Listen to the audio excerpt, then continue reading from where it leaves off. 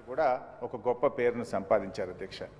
Licence Raj, permit రాజ్లకు స్వస్తి పలికి ఆర్థిక సరళీకృత విధానాలతో దేశాన్ని దివాలా స్థితి నుంచి గట్టెక్కించిన పివి నరసింహారావు గారికి మన్మోహన్ సింగ్ ఒక చోదక శక్తిలాగా ఆ రోజుల్లో పనిచేశారు అధ్యక్ష. మన్మోహన్ సింగ్ గారిని మన్మోహన్ మిక్స్ అనే స్థాయిలో దేశ ఆర్థిక విధానాలను ఆయన ప్రభావితం చేశారు అధ్యక్ష. అదే రకంగా మన్మోహన్ సింగ్ గారు మరి ఈ దేశంలో చాలామంది మొన్న వారు చనిపోయినప్పుడు కూడా మాట్లాడారు, మచ్చలేని నాయకుడు. సుదీర్ఘకాలం రాజకీయాల్లో ఉన్నా కూడా ఏ రోజు ఒక చిన్న మచ్చ కూడా లేకుండా అత్యంత ఉన్నతంగా తన జీవితాన్ని ఆయన సింపుల్గా సాదాసీదా జీవితాన్ని గడిపినటువంటి మహనీయులు మన్మోహన్ సింగ్ గారు. మనం చూసాం UPA 2లో చాలా కుంభకోణాలు జరిగినట్టుగా వార్తలు, ఎన్నో కేసులు, అరెస్టు జరిగినాయి. అయినా కూడా మన్మోహన్ సింగ్ గారు ప్రధానమంత్రిగా ఉన్నా కూడా ఆయనకు ఒక చిన్న మచ్చ రాలేదంటే అది ఆయన గొప్పతనం అధ్యక్ష. ఒక అకాడమిషియన్గా, అడ్మినిస్ట్రేటర్గా, రాజ్యసభ సభ్యుడిగా, ఆర్థిక మంత్రిగా, ప్రధానమంత్రిగా దేశంపై మన్మోహన్ సింగ్ గారు తనదైనటువంటి ముద్ర వేశారు అధ్యక్ష. RBI గవర్నర్గా కరెన్సీ నోట్లపై సంతకం చేసినటువంటి మన్మోహన్ సింగ్ గారు ఆర్థిక శాఖ మంత్రిగా, ప్రధానమంత్రిగా ఈ దేశంపై చెరగని సంతకం చేశారు అధ్యక్ష. ఆయన జీవితం దేశ సేవలో ధన్యమైంది అధ్యక్ష. మన్మోహన్ సింగ్ గారిని తరతరాలు ఆయనను గుర్తుంచుకునే విధంగా, స్మరించుకునే విధంగా ఇటు రాష్ట్ర ప్రభుత్వం కానీ, అటు కేంద్ర ప్రభుత్వం కానీ ఎటువంటి నిర్ణయాలు తీసుకున్నా బీఆర్ఎస్ పార్టీ స్వాగతిస్తుంది, సంపూర్ణమైనటువంటి మద్దతును కూడా అందజేస్తుంది. గౌరవ ముఖ్యమంత్రి గారు వారి స్టాచ్యూ పెడదామని చెప్పి సభలో ప్రతిపాదన పెట్టారు. దాన్ని మేము సంపూర్ణంగా మద్దతు పలుకుతూ ఉన్నాం. ఈ సందర్భంగా ఇంకా ఒకటి రెండు సూచనలు కూడా చేయాలనుకుంటున్నాం. ఎందుకంటే ఆ రోజు పివి నరసింహారావు గారు చనిపోయినప్పుడు సరే ఆ రోజు దేశంలో, రాష్ట్రంలో కాంగ్రెస్ ప్రభుత్వం ఉన్న కారణాలేమో కానీ ఆ రోజు వారిని పట్టించుకునే పరిస్థితి లేదు.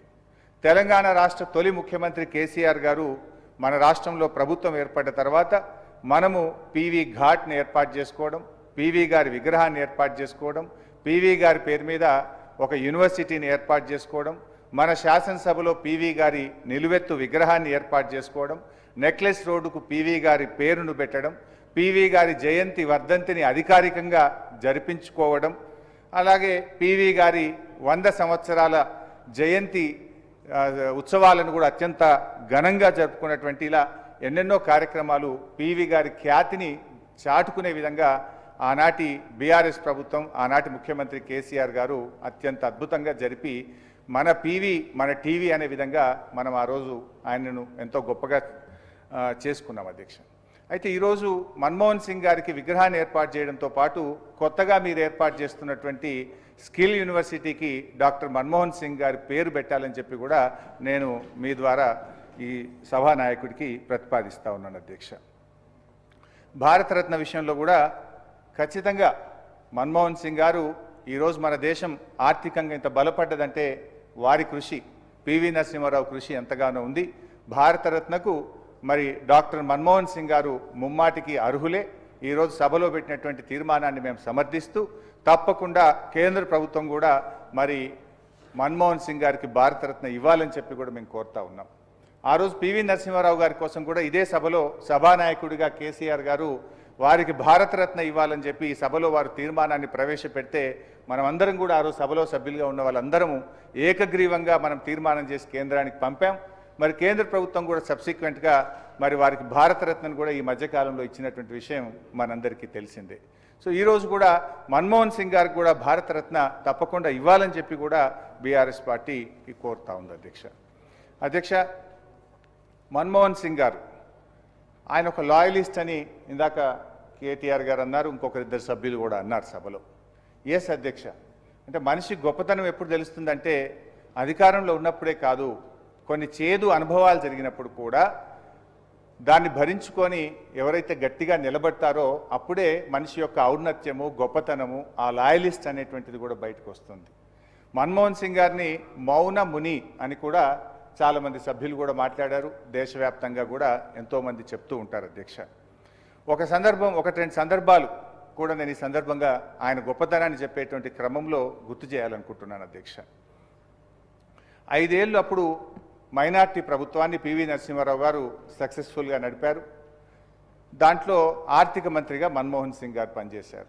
వారిద్దరు కూడా పివి గారు, మన్మోహన్ సింగ్ గారు చాలా అద్భుతంగా ఈ దేశాన్ని ఒక గాడి తప్పినటువంటి ఆర్థిక వ్యవస్థను గాడిలోకి తెచ్చి ఎంతో గొప్పగా వారిద్దరూ పనిచేశారు అధ్యక్ష. సరే 5 ఏళ్ల తర్వాత కాంగ్రెస్ పార్టీ ఓటమి పాలైంది.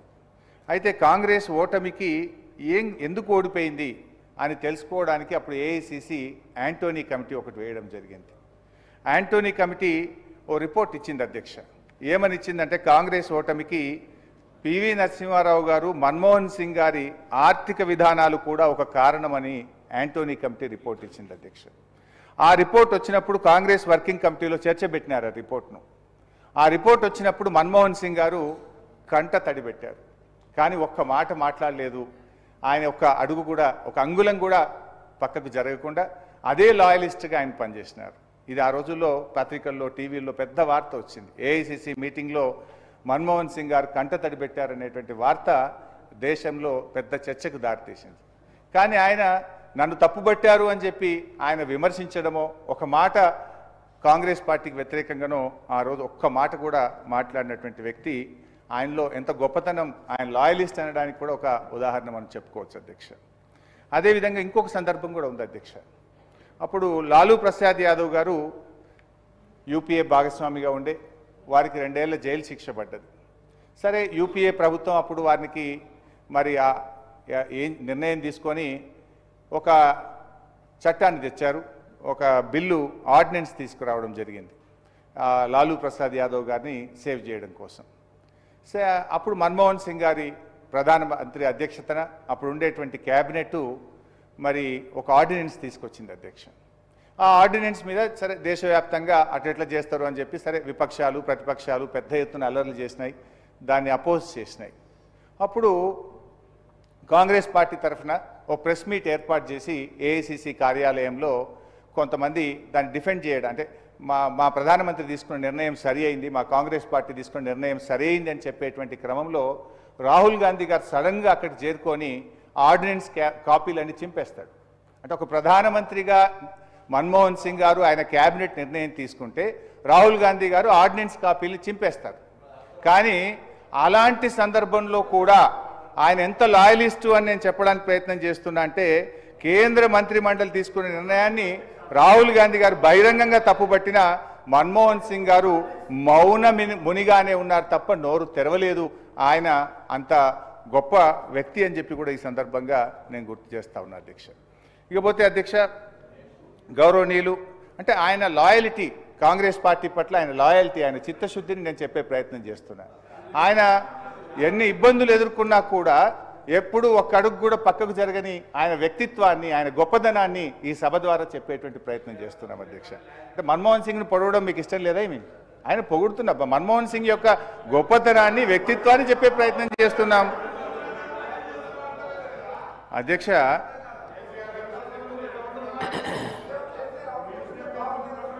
అధ్యక్ష